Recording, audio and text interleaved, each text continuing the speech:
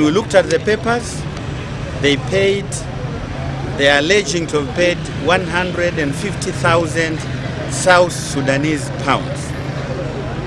When we looked at the goods inside, they were supposed to pay more than 50 million South Sudanese pounds.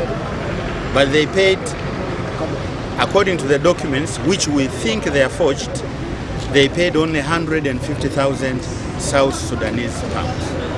But our calculations show they should have paid more than 53 million South Sudanese pounds. Now, the government agencies represented here, we have decided to take very drastic measures to address this situation in order to support government efforts to collect revenue. First of all, the clearing agent concerned, who is known as Bestway Enterprise. Myself, as Commissioner General, I've directed the Acting Commissioner for Customs to use powers under the Customs Service Act to revoke or to withdraw the customs license with immediate effect. We will not tolerate this, and I want this to be sent as a warning to all clearing agents. If we found any malpractice, I will not hesitate to order the customs to withdraw the licenses. So this Bestway Enterprises should no longer be allowed to transact customs business from now onwards. An agent violated its norms, violated its duty.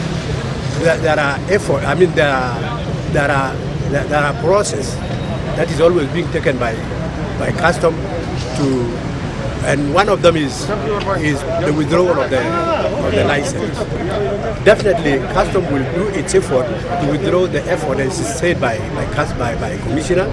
Is going to withdraw the license of that agent. Then there are other procedures that, I mean, regulatory procedures that will take place in regards to this violation of tax submissions. Custom will be cooperative to all the departments. You know, custom is not working alone. There will be National Revenue Authority that have been cooperating with us. There is National Security, there is CID. All of those departments, they are working in cooperation with customs. مواصفات عنده قانون، أنا طبق القانون والبتاع ده هيتم إبادته، لأن بالنسبة لنا ما جاب بالطريقة القانونية. المفروض يكون في مستندات، في ترتيفيكيشن من الدولة المنشأة وفي شهادة المنشأة من الدولة المعنية. الحاجة اللي بقولها يا جماعة أخواننا التجار خليه يطبق قوانين وتاع جنوب السودان. طالما وزارة التجارة عنده قانون، مواصفات عنده قانون، الجمارك ذات عنده قانون.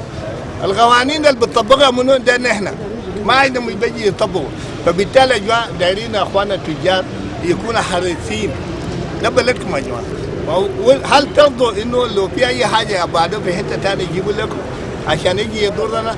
فبالتالي نحن نشكر اخواننا اللي عاونوا معنا، وزي ما قالوا الكوميشن انه لابد يكون في تعاون بين الناس. An international country who does not respect the law of South Sudan. They are supposed to respect the law of South Sudan by applying all the law.